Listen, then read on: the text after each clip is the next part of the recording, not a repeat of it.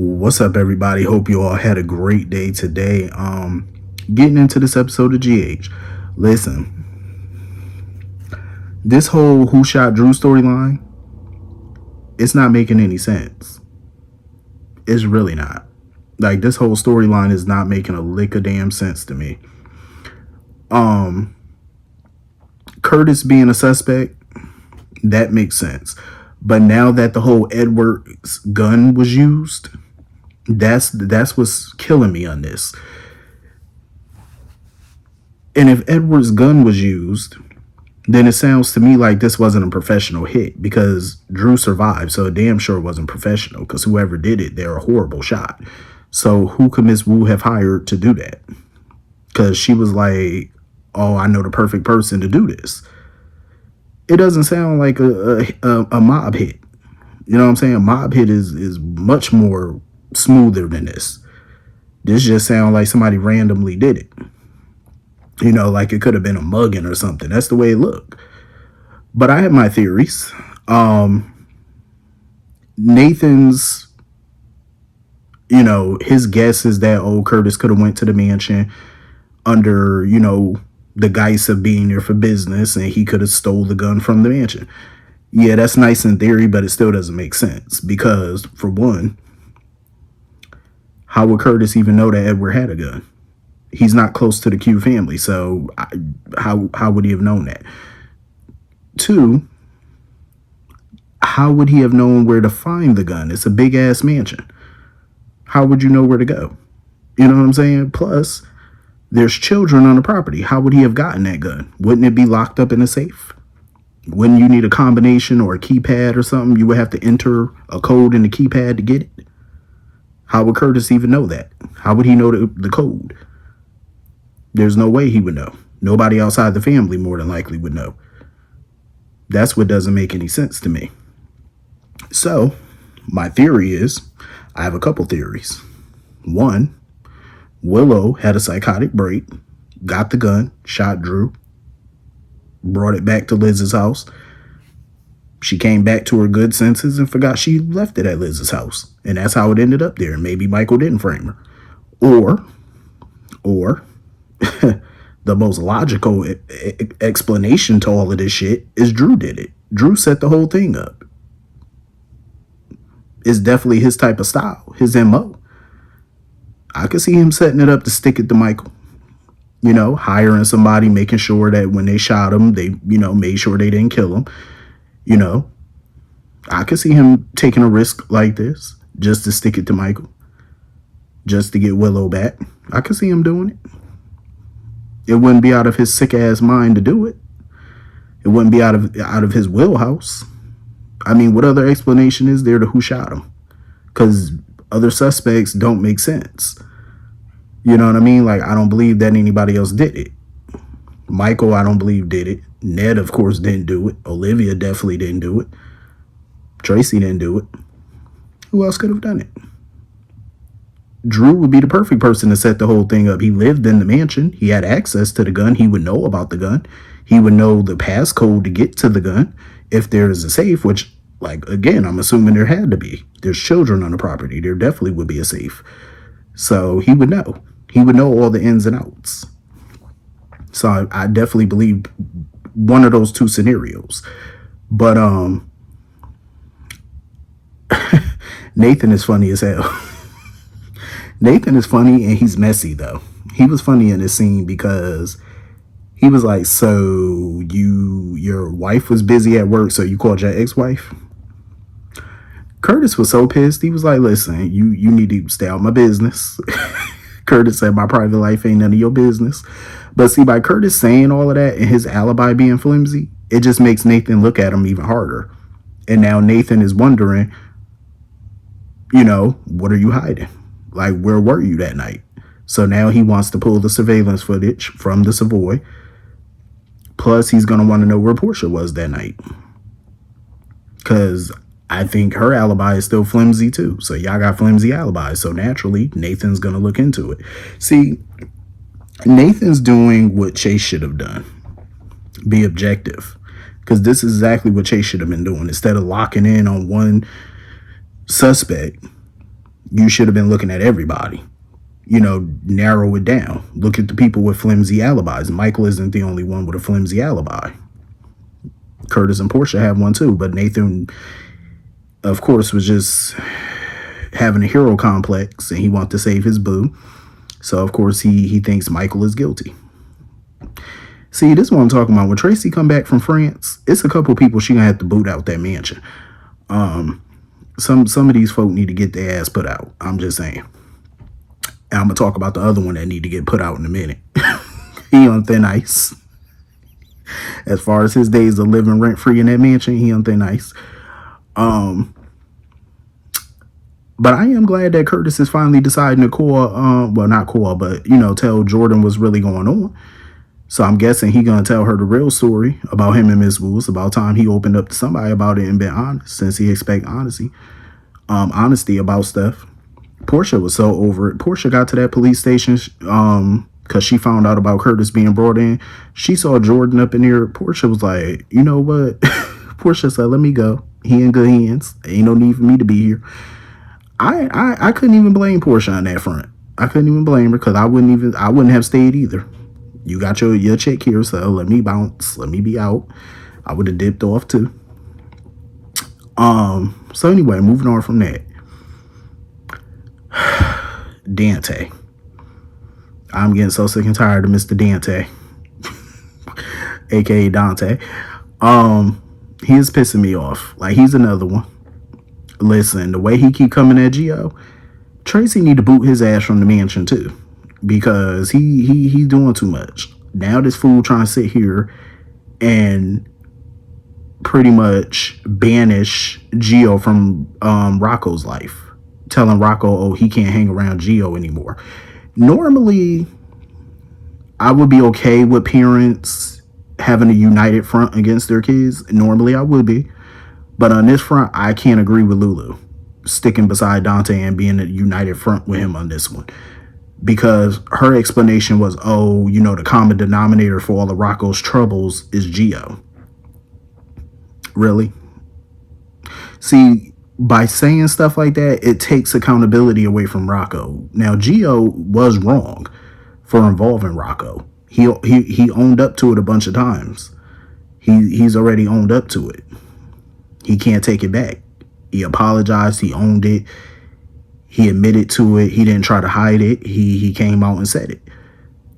But they need to start putting some ownership on Rocco. He's old enough to know right from wrong. He could have said no. He could have refused to do it.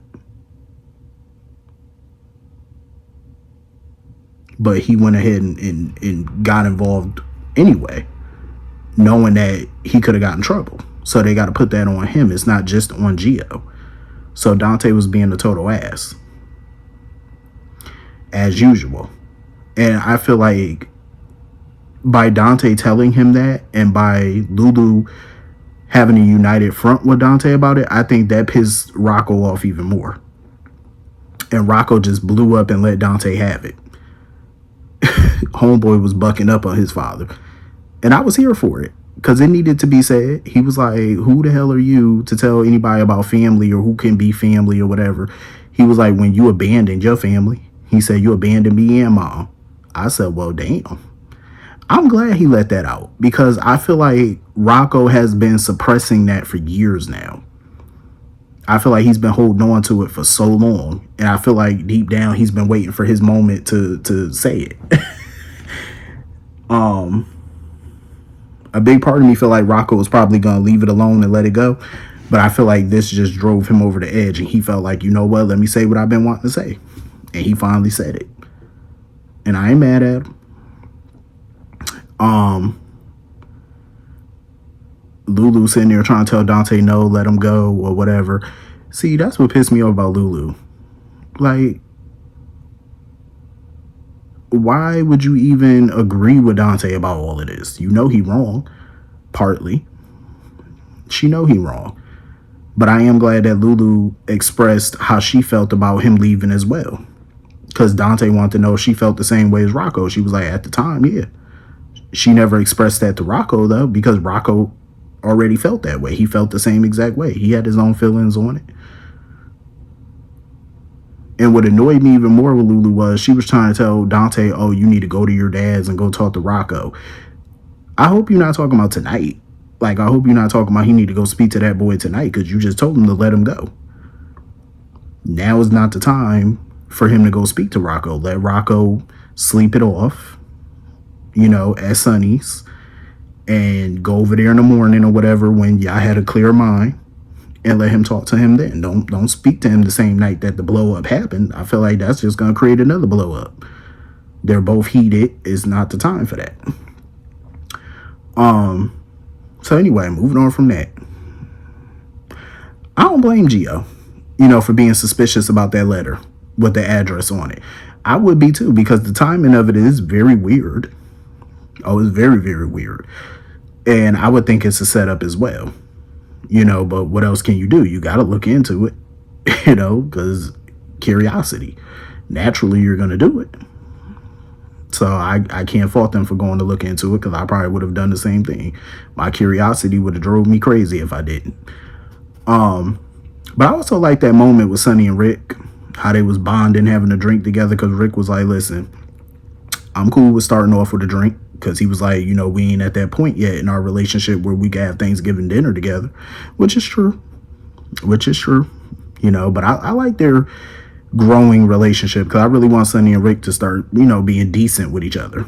And they are happy that at least their daughters are, back cool or whatever, at least for the moment. Because God knows when Molly find out about that whole situation, I'm pretty sure she's going to be ready to flip a table on Christina. So Rocco come over there. He tells Sonny what happened and whatnot. And talking about can he stay or whatever? Because he was like, he ain't going home. Sonny was like, cool, you can stay tonight. I'm like, well, damn. When did Sonny house turn into a bed and breakfast? He got all the grandkids trying to stay with him. And so Sonny gets a knock at the door, his doorbell ring. And Sonny was like, what the hell now? Like, damn, you got Rick over here, Rocco over here with his drama, talking about he need a place to stay for the night. Now the doorbell ring. I would have been so tired and through. He opened the door. It's Gio, Emma, and a bunch of damn dogs. Sonny was like, what the hell y'all doing? Sonny said, this ain't Wild Kingdom. They come in there with a whole bunch of dogs. And did I see one of them dogs on that furniture? I could have sworn I seen one of them dogs on Sonny's chair. I was like, I know damn well. Sonny was looking like, where y'all think all y'all staying? See, this is why Sonny should have kept that house in the divorce. When him and Carly divorced, he should have kept that damn house, because the current house he in, that shit look like a 1-story house. I don't see no stairs. How many rooms that damn house got? Because I'm like, it just looked like too much going on at Sonny house right now. He got both the grandkids staying there. Donna stays there every now and again. And now you got a whole bunch of dogs. I'm like, where's these dogs gonna stay? I was like, I would have told Gio, listen, you better take these dogs back to wherever the hell you got them. Better take them to the shelter, because they wouldn't have been coming up in here. Even Rick was looking like, shit. I would have told Rick, where you staying at? You need to take a couple of these dogs home with you. Because hell to the no. Sonny looked so flustered. He was looking like, what? I would have had that same look. Like, what the hell y'all think y'all doing? It is so much I was so overstimulated looking at that scene, because I said, it is too much going on at Sonny house today. Too much going on. I said, well, damn. So anyway, moving on from that. I am glad that, Laura had that moment to have that conversation with Kevin about the whole Dalton situation and Sonny being involved. And, Kevin was like, well, shit, it sounds like somebody going through a lot of trouble to send you a message. But Kevin feels a lot of guilt because he felt like he should have been there for her sooner or whatnot. So they get to talking. Kevin's phone been going off. Like, his phone just going off throughout the whole conversation. Just bleep, bleep, bleep, bleep. So he finally looked at the phone. One of his patients or whatever, I think, just got admitted to the psych ward. And, he wanted to stay there with Laura. But Laura told him, no, go ahead. Your patient take precedence. No, they don't.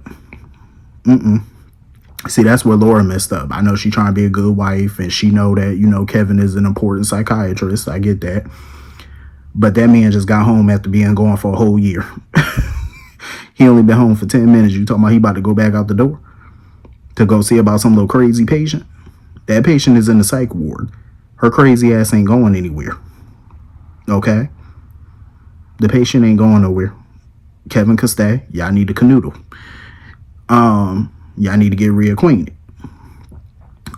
But anyway, Kevin left, and somebody came to Laura's door or whatever, but we ain't see who it was. And I'm guessing it's Sidwell, because whoever it was, she was expecting them to come, so it's probably Sidwell or somebody. And I'm pretty sure, Laura probably gonna lay into his ass, because she know he up to his little tricks. So anyway, moving on from that. So Ava get to the brown dog or whatever. Nina over there throwing back drinks because she's still, pissed off about Willow marrying Drew. So Ava just had to rip the Band-Aid off and let her know. She said, I told Portia about how you threw her under the bus. Listen, the way Nina, Portia, and Ava should not be friends. Their friendship is so fake. Like, at the drop of a hat, they be just throwing each other to the lion's den. That's a fake ass friendship. I'm just saying, I love them as friends, but I can't stand them as friends at the same time, because that shit is so fake. I wouldn't trust none of them hoes. Just be snitching on each other, like, with ease too. And she let Nina know. She said, listen, I was just texting with Portia. She on her way. I told her you was here.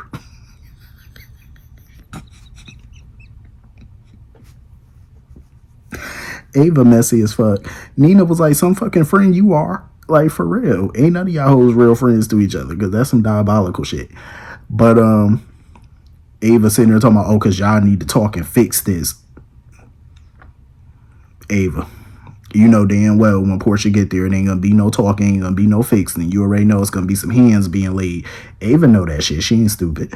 She know damn well it's gonna be some problems. And of course, when Portia got there, she was ready. Portia was on go. And Nina was corny as fuck, because Nina immediately got up talking about, I gotta go to the bathroom. Portia wasn't here for it. Portia followed her ass right to that bathroom. She was like, you a coward.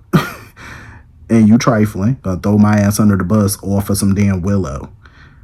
So they going back and forth, and Nina tried to leave or whatever. Portia wasn't having it. Portia was not having it. She grabbed her up. I was so pissed that Portia revealed to Nina that she was pregnant. That's the last person you should have told.